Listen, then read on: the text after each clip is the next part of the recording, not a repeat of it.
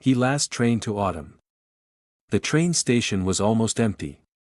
Only the old clock above platform 7 kept ticking, echoing through the cold October evening. Sophia Carter sat alone on a wooden bench, clutching a small suitcase so tightly that her fingers had gone numb. She was wearing a wedding dress. A beautiful one. Silk. Handmade lace. Pearls sewn into the sleeves.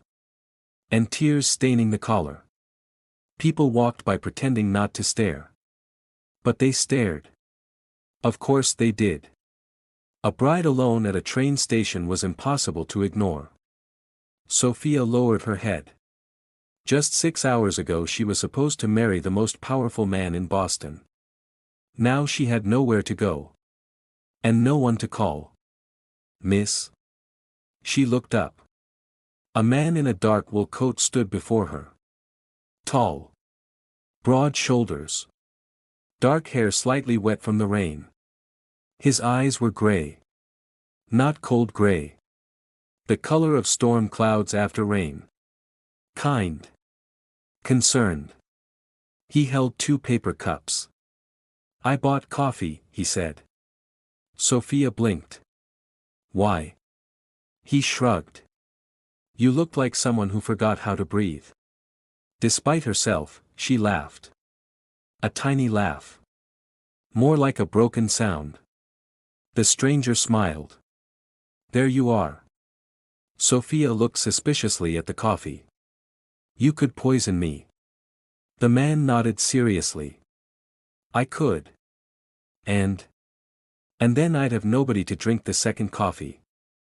Sophia stared at him. For 3 seconds. Then 5.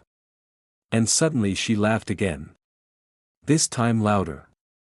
The stranger smiled triumphantly. See? My evil plan failed. He sat beside her. Not too close. Not too far. I'm Ethan. Sophia. You want to tell me why a bride is hiding at a train station? No. Fair. He sipped his coffee. Rain tapped softly on the station roof. For several minutes they sat in silence. Then Sophia whispered. I ran away. Ethan nodded. Okay. She frowned. That's it? What else should I say? I don't know. A dramatic gasp maybe. Sophia almost smiled. I was supposed to marry Daniel. Ethan waited. He's rich. That sounds exhausting. Sophia looked at him. Most people say lucky. Money's easy. Ethan shrugged.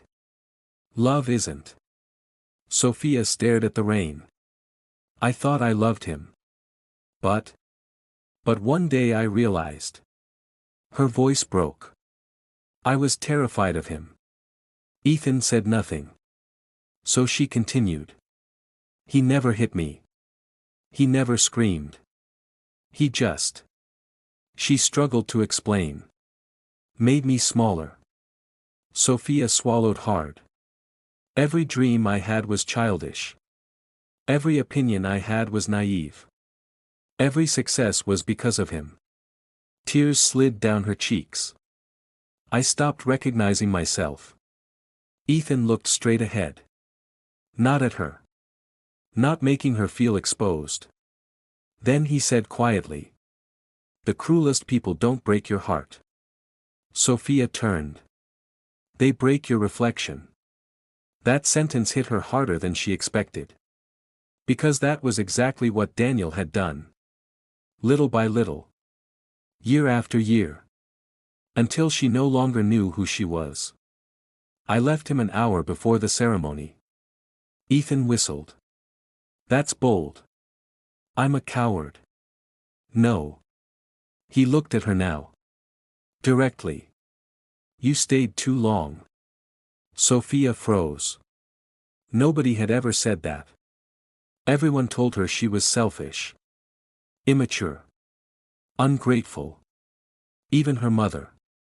You know what my mother said? Ethan shook his head. Sophia laughed bitterly. She said I'd regret throwing away security. And will you? I don't know. Ethan smiled softly. Then congratulations. Sophia frowned. For what? For finally being free enough to find out. The station announcement interrupted them. Last train to Chicago. Boarding now. Sophia looked at the tracks. She had bought the ticket hours ago. Chicago. A city where nobody knew her. A city where she could disappear. You should go, Ethan said. She looked at him.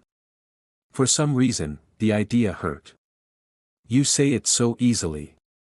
He smiled sadly. That's because I know what it's like to run. Sophia blinked. You. Ethan nodded. 5 years ago my fiancé died. The words landed softly. But Sophia felt their weight. I spent years pretending I was alive. He smiled faintly. I opened restaurants. Made money. Won awards. And every night. He looked at his hands. I ate alone. Sophia whispered. I'm sorry. Ethan shrugged. I hated people after she died. So why are you helping me? He smiled. Because you looked exactly like I felt. Sophia's heart tightened. The station suddenly felt smaller. Warmer. Safer. The train whistle echoed. Boarding. Final call. Sophia stood. Her suitcase in hand. Ethan stood too. Neither moved. I guess this is goodbye. Ethan nodded. I guess. Sophia stared at him. This strange man. Who bought her coffee? Who made her laugh, who understood her pain without asking her to explain it? And suddenly. She didn't want to leave. Do you believe people meet for a reason? She asked quietly. Ethan smiled. No. Sophia looked disappointed. I think, he said. People become reasons.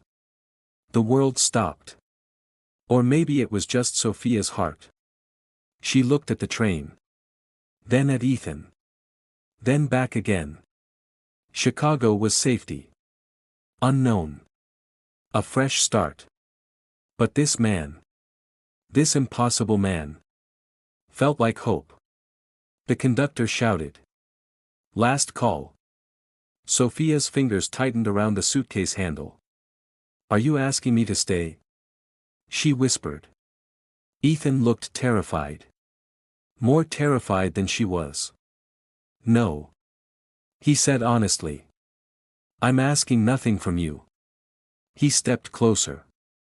Close enough for her to see the tiny scar near his eyebrow. Close enough to smell cedar and rain. But if you stay. His voice trembled. I promise I won't make you smaller. Sophia stopped breathing. Because Daniel had promised forever. And Ethan was promising respect. And somehow. That meant more. The train doors closed. Without her. The train slowly pulled away. Sophia watched it disappear into the rain. Then looked at Ethan. I just missed the biggest escape of my life. Ethan smiled. Or maybe. He gently took her suitcase. You just found it. Sophia burst into tears. Real tears. Not of grief. Not of fear. The tears of someone who had spent years drowning. And had finally reached the shore. Ethan opened his arms.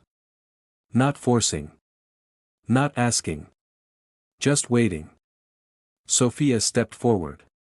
And for the first time in years. She let herself be held. Because sometimes the bravest thing a person can do. Is not run away. It's believing. That after heartbreak. Love can still find you. At an empty train station. On a cold October evening. They stood there for a while longer as the rain softened, turning the platform lights into blurred halos. The station slowly emptied, as if the world itself was giving them space to decide what came next. Ethan finally broke the silence. "You know," he said quietly, "missing a train doesn't mean you're stuck on the platform forever." Sophia pulled back slightly, wiping her face with the sleeve of her wedding dress. "It kind of feels like it." He shook his head. "No. It means you're no longer moving in a direction you didn't choose." A gust of wind rolled through the station, carrying the distant sound of another train somewhere far beyond the tracks they stood on. Life, continuing without asking permission. Sophia looked down at her suitcase, then at the empty rails where Chicago had disappeared. "What happens now?" she asked. Ethan hesitated, not because he didn't know, but because he didn't want to say something that sounded like a promise he couldn't keep. "Now," he said carefully, "you do something you haven't done in a long time." She tilted her head. "What's that?" "You start from yourself. Not from him. Not from fear. Not from escape." A faint, almost disbelieving smile touched her lips. "That sounds terrifying." "It is," Ethan admitted. Then, softer, "but it's also where everything real begins." Sophia looked at him for a long moment, as if trying to memorize what it felt like to be seen without being judged. Then she let out a small breath, steady, deliberate. "Then I guess I should probably learn how to live again," she said. Ethan nodded once. "I can walk with you for a while, if you want. Not forever. Not promises carved into stone. Just a beginning that didn't demand she lose herself again." And for the first time since she ran, Sophia didn't feel like she was disappearing into the world. She felt like she was stepping into it.